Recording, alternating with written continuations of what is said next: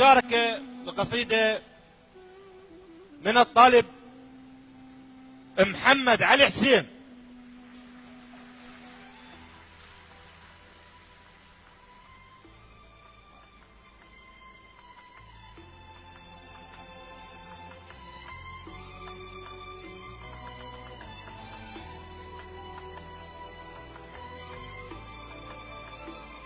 الحضور جميعا، السلام عليكم ورحمة الله وبركاته. سألوني يوما أيهما أجمل، أمك أم القمر؟ فأجبتهم عندما أرى أمي أنسى القمر، وعندما أرى القمر أتذكر أمي. إلى من كانت لكي تبقى،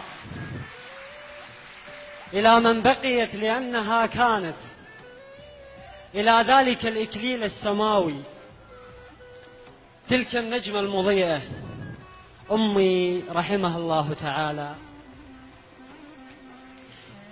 أروي لها وهي نائمة: يا شمس دفي لي أمي،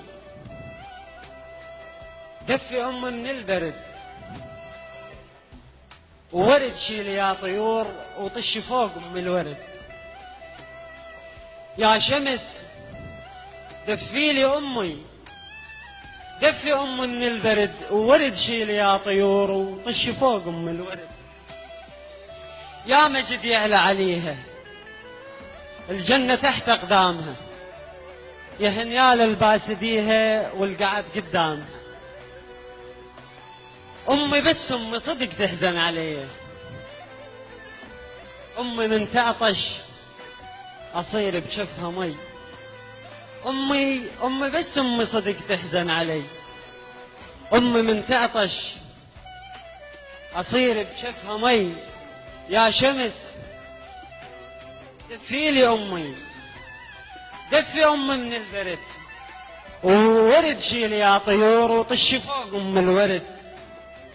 على أمي بشت حتى الحمامات، وجتها الشمس باست حتى ديها. هاي أم الحنينة الماغفت يوم، هاي العين تنزف دم عليها. إذا أنا تمرضت في يوم بالليل، سابع جاري يقعد من بشيها. وإذا مرني الألم والألم يوجع، تتمنى الألم يندار بيها. أتمنى أنا طفيل، أتمنى أنا كبير وهي طفلة، وظل طول العمر بس أدوليها، وظل طول العمر بس أدوليها. أمي للحرب زفتنا شبان، وتفرح لو خبر منا يجيها.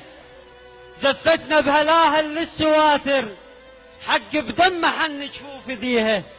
دي خليها يا ملك الموت لحظات، خلي يشوفها ونسمع حكيها. يما يما من ظلن هدومك لبسناهن، المن يما هدومك انطيها.